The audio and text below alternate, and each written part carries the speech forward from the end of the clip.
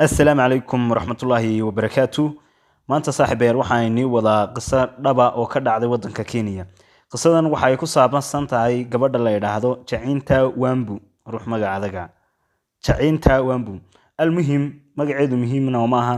Gabadhaasi ayaa waxa haysata xaalad nafsaaniya oo aad iyo aad runtii u dhibaatoonayso. Gabadhani dhibka haysta ma taqaana. Bal dhigta hoos u yar raaciya. Gabadhani wax rag la yiraahdo ma ba arki karto. Xataa bini'aadamka oo dhan. Siiba ragga aad iyo aad bay uga cabsootaa si aanay dumarka uga cabsoon.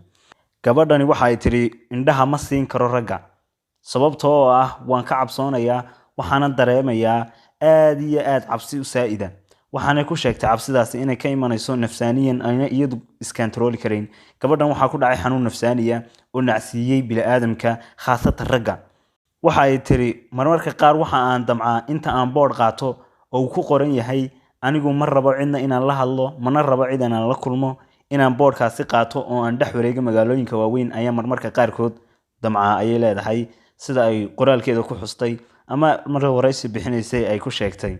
Gabadhani maxay ragga hadaba uga cabsataa? Waxa ay ku leedahay markaan ragga ag joogo waxaan dareemaa cabsi joogto ah oo waxaan dareemaa cabsi ka badan markaan dadka kale ag joogo waayo ragga saayid ayaan uga cabsadaa. Waxaa jiray wiil 3 jir ahaa oo aan sawir la galay kabacdi waxa dhacday waxaan sawirkii ku arkay ayn qofkii oo cabsoonayo kala inaan ooyayo kala ayaan dareemay.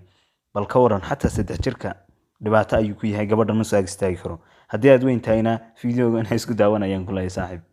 Almuhim gabadhaasi xanuun nafsaani ah haya waxa la yiri xanuunku waxa ugu xun ee qof bini'aadam ku dhaca balse haddaynu islaam nahay waxaan lagu ku samra xanuunka ilaahay ayaa niga dulqaadi doona balse iyagu waa gaalo waxa kala fahmi maayaan xaalku markuu ku adkaadana bini'aadamka ay moodaan inay wax u qaban karaan waana adag tahay in wax loo qabto sababtoo ah qof kastaba uu garanaya meesha uu xasilooni ka helayo.